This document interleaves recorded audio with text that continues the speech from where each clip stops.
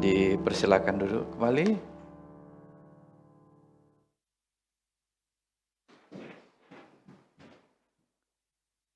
Ya,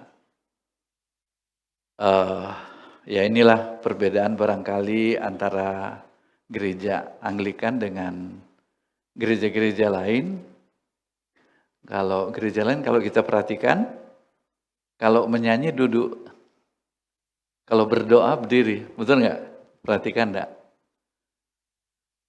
Kalau di Anglikan itu bedanya begini, waktu kita mau berdoa, kan kita harus merendahkan diri di hadapan Tuhan ya.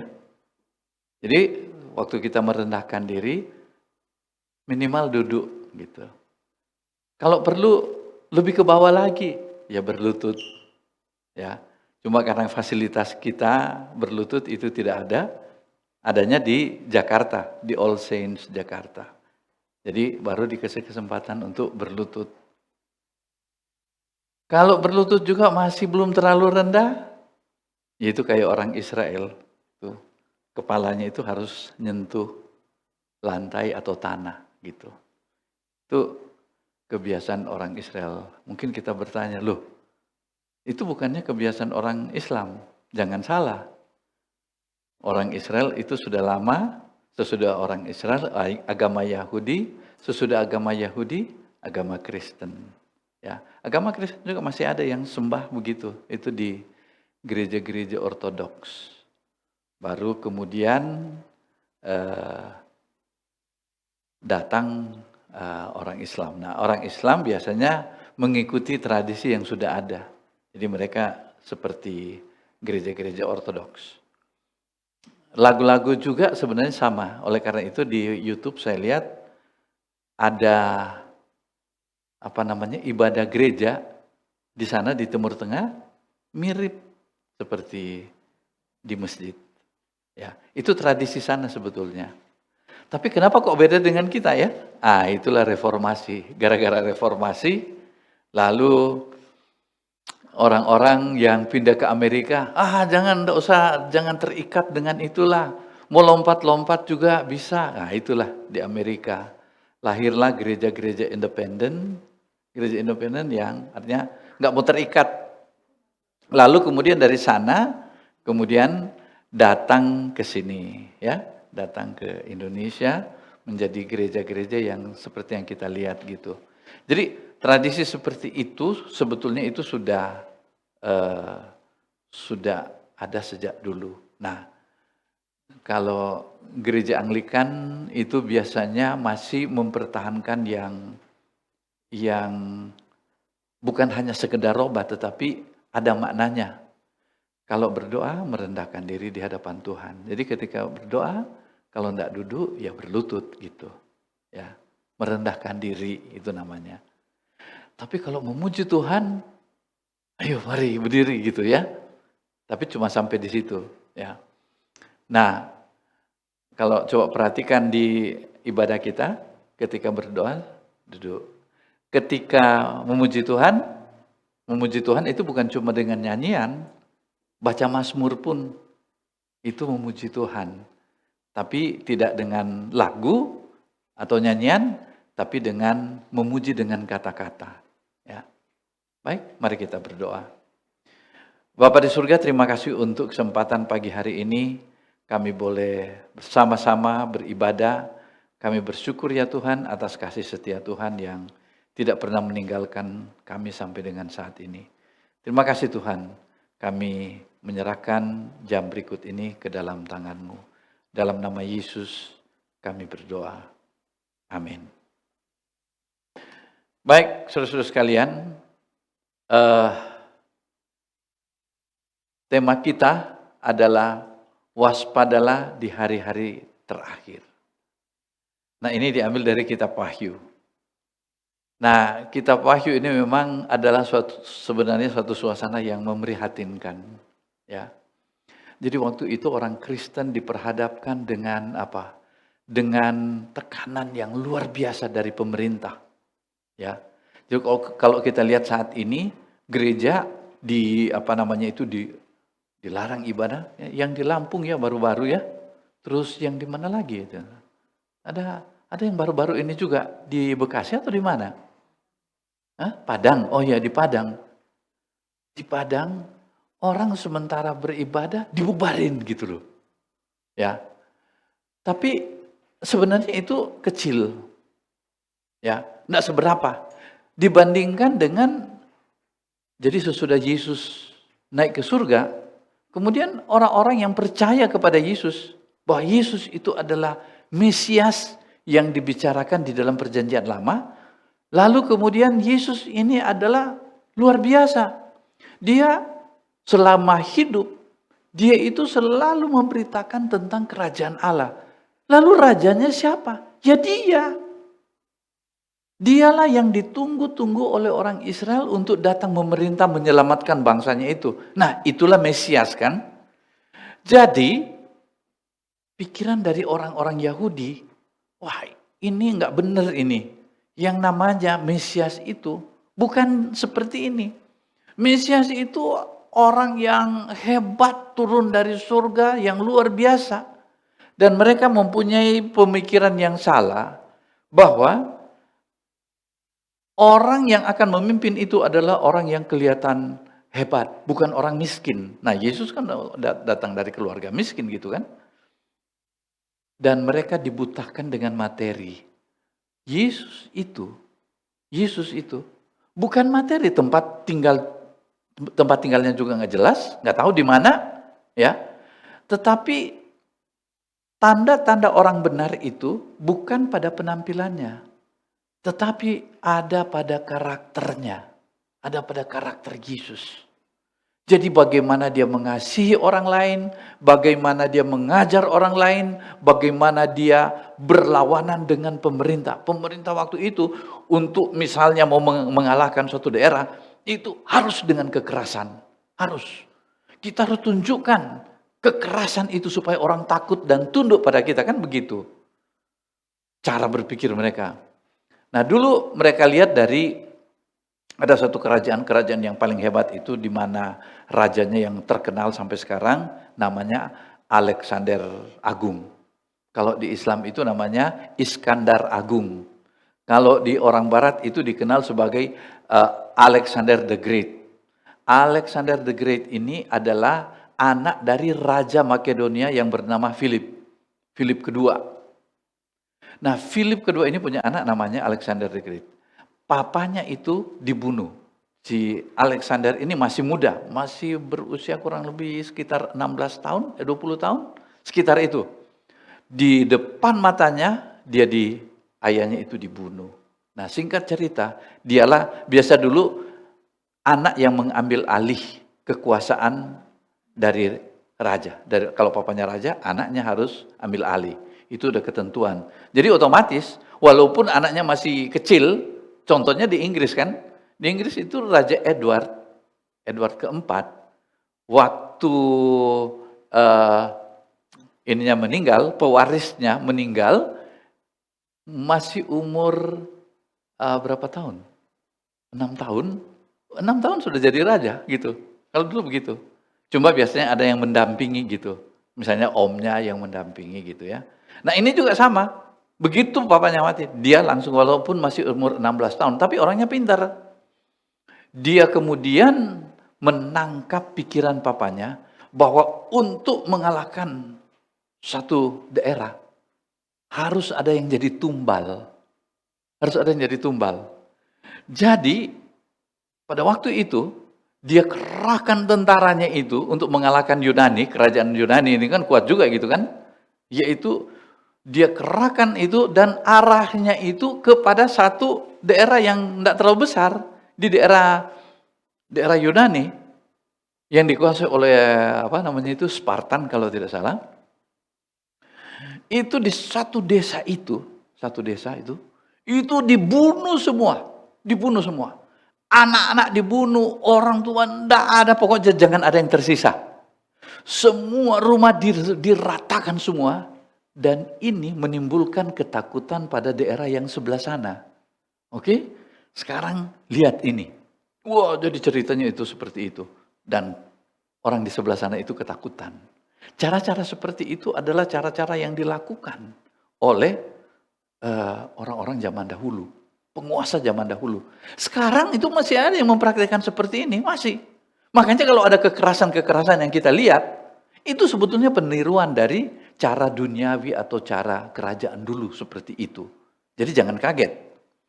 Nah, sementara mereka melakukan itu, apalagi di daerah Israel waktu itu, disebut sebagai daerah Kanaan, atau dulu namanya itu daerah Palestina, Filistin. Tapi tidak ada kaitan dengan Palestina saat ini, tidak ada. Itu daerah Palestina. Yesus itu orang Palestina loh. Itu namanya tanah Palestina. Bahasa yang dipakai itu waktu itu adalah bahasa yang sekarang itu. Bahasa Ibrani. Ya, ada juga bahasa Aram. Nah, ini ada satu kerajaan yang susah untuk ditaklukkan, namanya kerajaan Yehuda. Kerajaan kecil. Jadi, para raja itu mereka mengadakan pembunuhan, penyiksaan, orang yang tidak mau dengar-dengaran diapain? Digantung, dibakar, dijadikan tumbal. Jadi, dibakar. Mereka itu tidak bunuh diam-diam, enggak.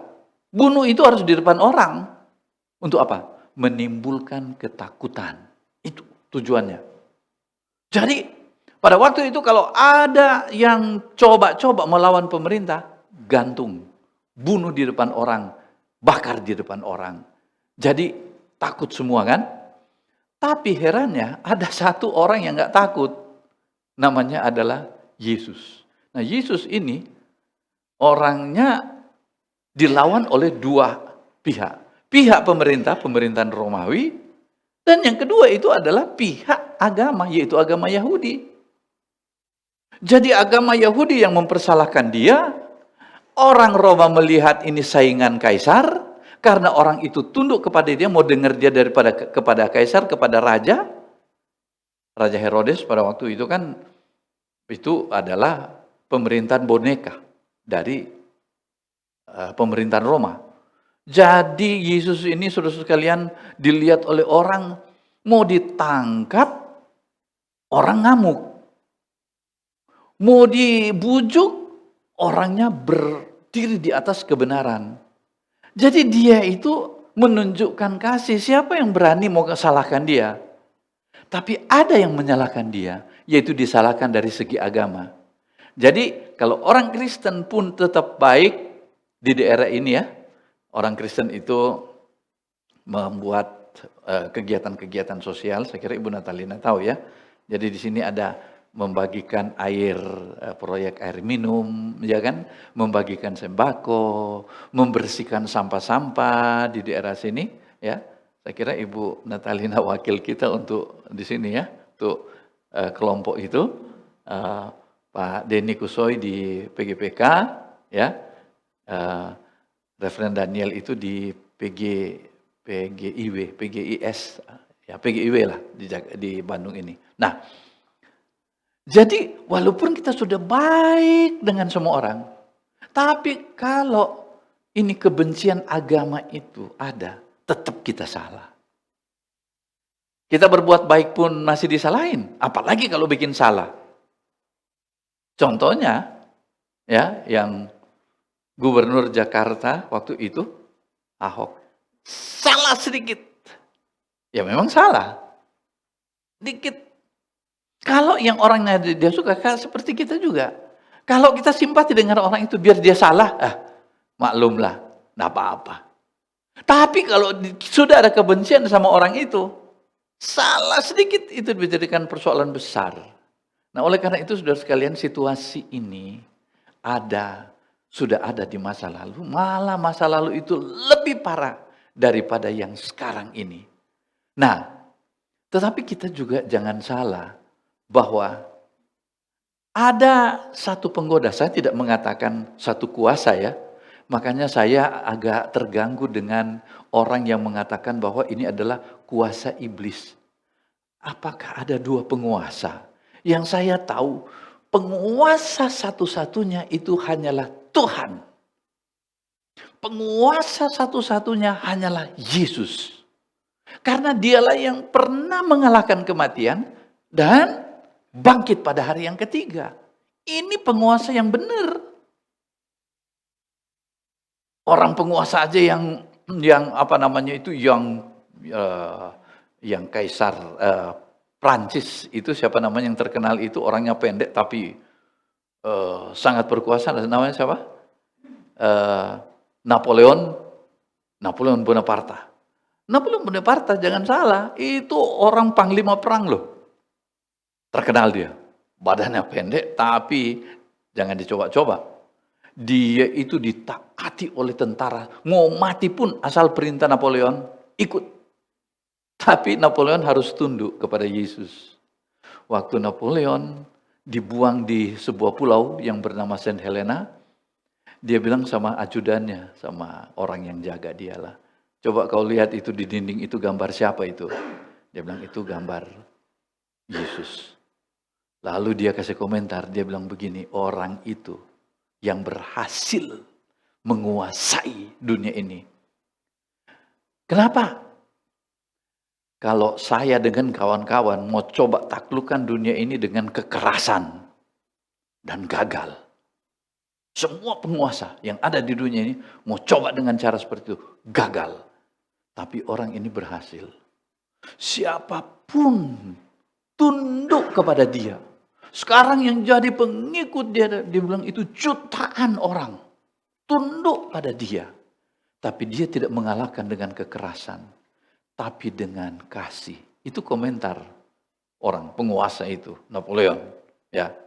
Nah, saudara-saudara sekalian, situasi yang dihadapi oleh pengikut-pengikut Yesus, ini baru ikut Yesus, sudah berhadapan dengan gantung, bakar, bunuh di depan orang. Lalu datang salah seorang pengikut Yesus pada waktu itu. Ini masih zaman Wahyu ini, zaman orang Kristen pertama. Orang ini ditangkap oleh Kaisar Romawi. Ditangkap. Ini biang keladinya.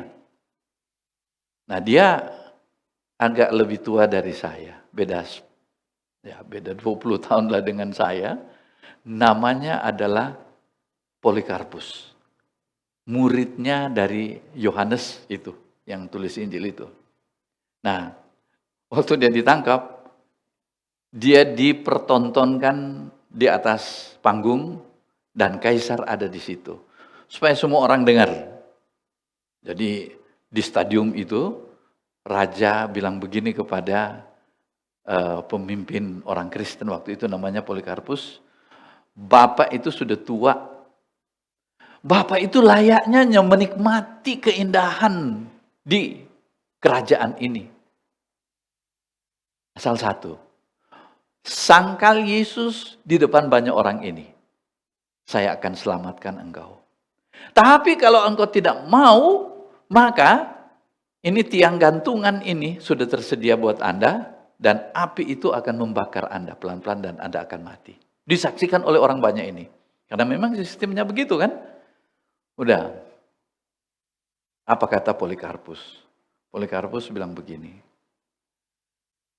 Yang mulia,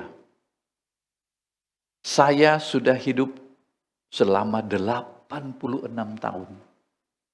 Dan tidak sedetik pun dari hidup saya ini dikecewakan oleh orang yang saya sembah itu sebagai Tuhan, yaitu Yesus. Saya tidak pernah dikecewakan. Dan kalaupun saya dibunuh dengan tiang gantungan ini dan api ini, para malaikat di surga siap menyambut saya. Tapi Kaisar, dia tunjuk begini sama Kaisar. Tapi Kaisar akan hidup enak dan api neraka siap membakar Kaisar. Kaisar marah dan dia bilang, gantung orang ini. Saat itu Polikarpus digantung dan dibakar dengan api.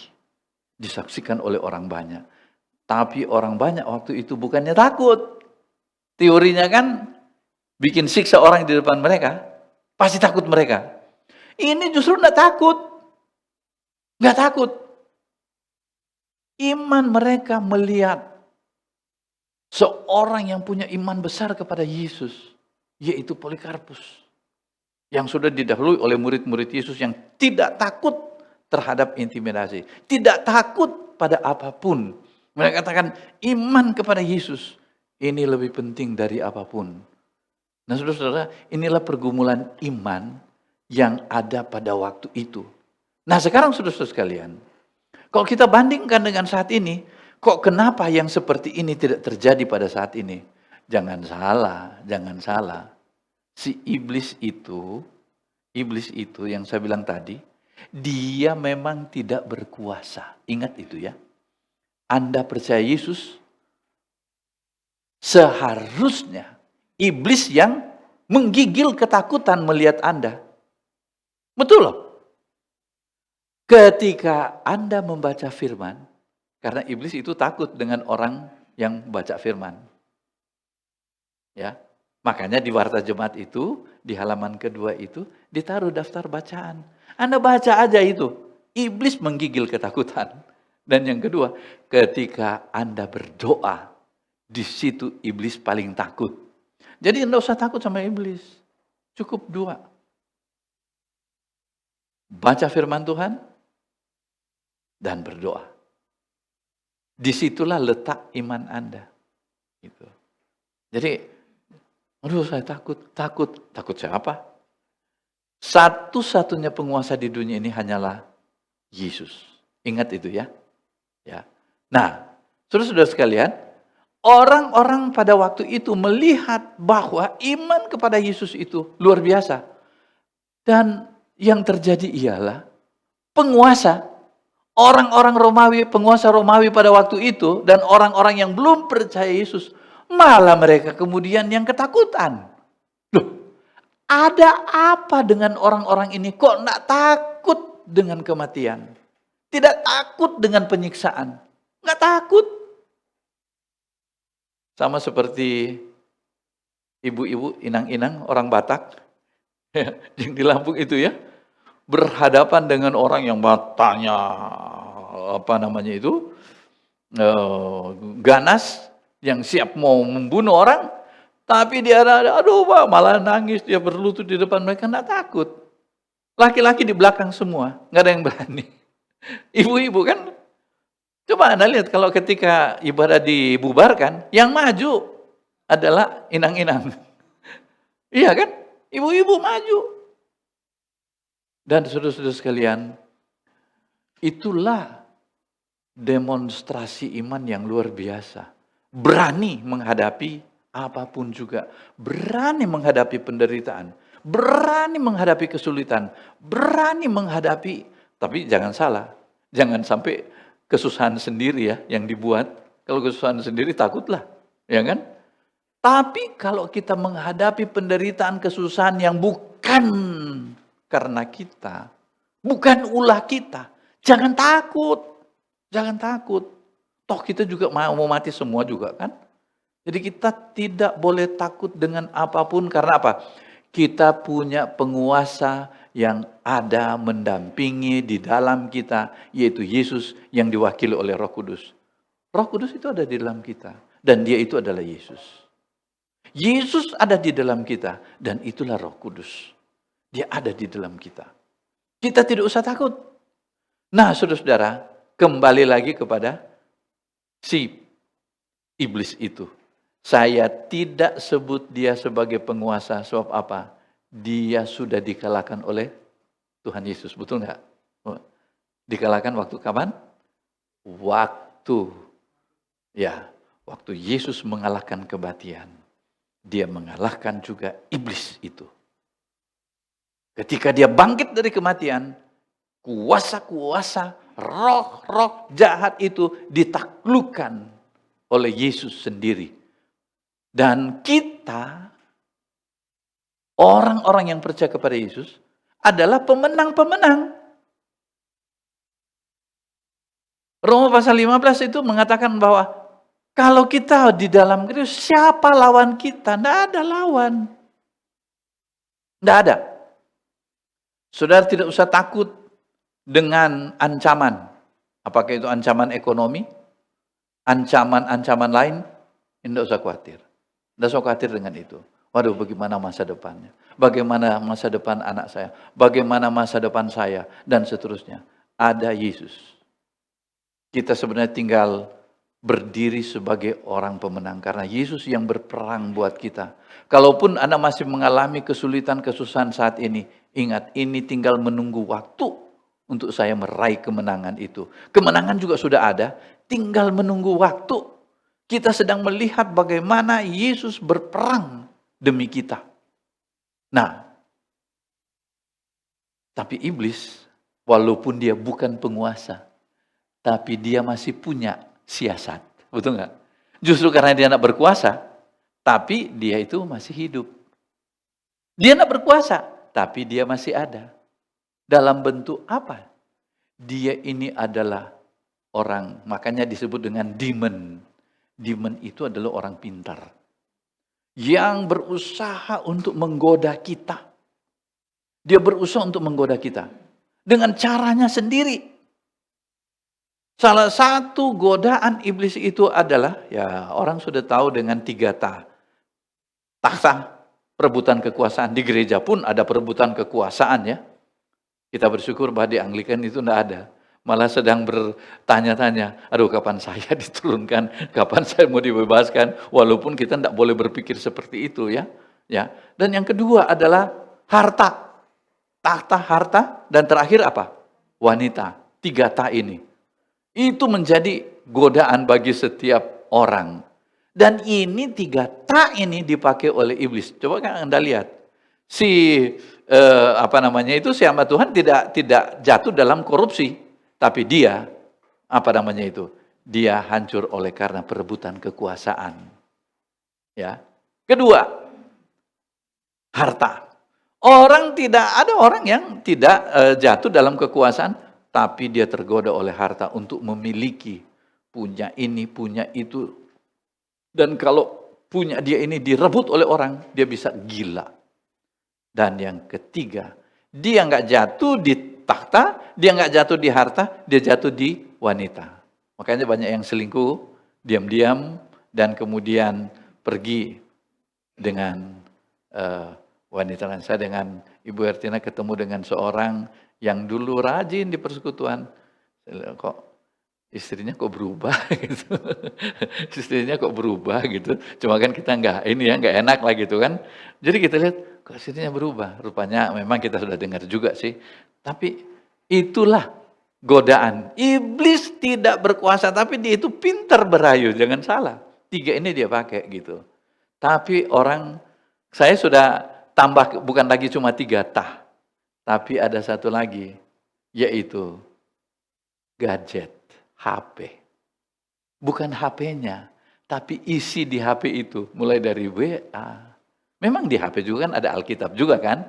Sehingga susah kita membedakan, ini orang lagi baca Alkitab, waktu ibadah, atau orang lagi baca WA, atau orang lagi baca story, ya, Instagram, apalagi. Sekarang itu ada banyak ya, ada banyak.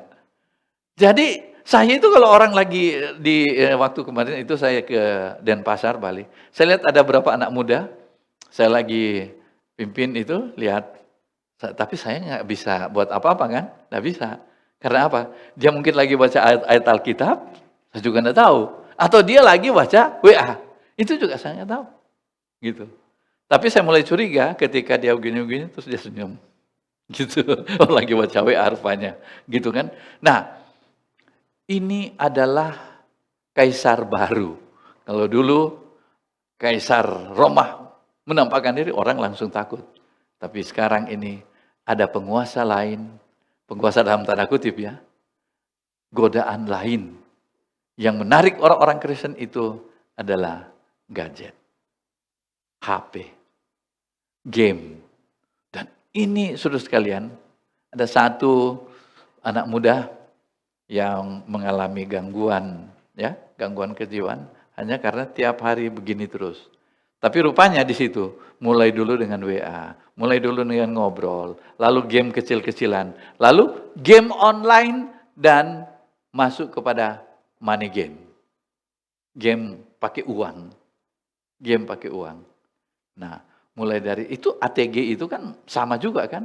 Coba Anda lihat. Itu pelan-pelan dibawa, begitu banyak orang, sampai orang mempertaruhkan harta kekayaannya, oh ingin cepat kaya. Tapi pada akhirnya, orang-orang yang memainkan money game itu sekarang ini, ada yang sudah masuk penjara, ada yang belum masuk. Tetapi itu berbahaya sekali. Karena apa? Orang masuk ke dalam kekuasaan karena digoda oleh kaisar baru ini yang bernama gadget. Nah, kita perlu waspada. Kita perlu hati-hati, ya. Saya tidak mengatakan bahwa Anda tidak boleh bawa ini, tidak boleh bawa HP. Saya pun juga di kantong saya ini ada HP itu, ya kan? Tetapi saya katakan bahwa jangan diperhamba oleh HP ini. Kalau sampai misalnya suatu waktu Anda sudah jaga HP dan kemudian hilang, Anda tidak usah gelisah. Cari itu. Kalau nggak dapat, jangan itulah yang mengurangi doa waktu Anda berdoa dengan Tuhan. Jangan itu yang mengganggu pikiran Anda. Apalagi gara-gara HP hilang, nggak sempat datang ke ibadah. Waduh, itu merupakan sesuatu yang fatal dalam kehidupan kita. Kita tetap mentuhankan Yesus Kristus. Karena situasi saat ini adalah situasi berulang. Seperti yang kita baca di dalam Wahyu. Tapi kalau di dalam pembacaan kita ini, Wahyu ini, kalau Anda perhatikan, ketika orang Kristen berdoa, orang-orang percaya itu berdoa, walaupun mereka itu ada di dalam penderitaan, kesulitan, mereka sulit ekonomi, sulit apa saja, tapi mereka tekun di dalam doa, doa ini akan berubah menjadi bencana bagi orang-orang yang tidak percaya. Dan 7 sangkakala itu, yang Anda baca tadi itu, 7 sangkakala itu jangan dipikir, kita bayangkan sangkakala itu kan trompet. Trompet di dalam kitab Wahyu dan dalam Alkitab itu adalah trompet kemenangan. Jadi kita tetap waspada, tekun, walaupun kita itu barangkali orang yang datang dan beribadah itu semakin lama, semakin sedikit anak muda yang datang kelihatannya banyak sekali. Tapi mereka itu hanya mau menikmati hura-hura di dalam, menikmati entertainment itu, tetapi hati mereka itu kosong. Dan pada akhirnya mereka itu binasa. Tetapi saudara yang tetap pegang kepada Kristus, saudara tetap setia di dalam Dia, maka saudara lihat, ke-7 trompet itu akan diberikan kepada saudara. Trompet itu artinya kemenangan. Saat ini kita mengalami kesulitan, kesusahan. Saudara, tetaplah berdoa, tetap baca Alkitab, tetap beribadah.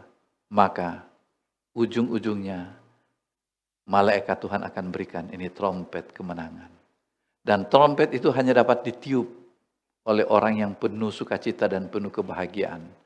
Kiranya Tuhan memberkati saudara-saudara sekalian. Mari kita berdoa.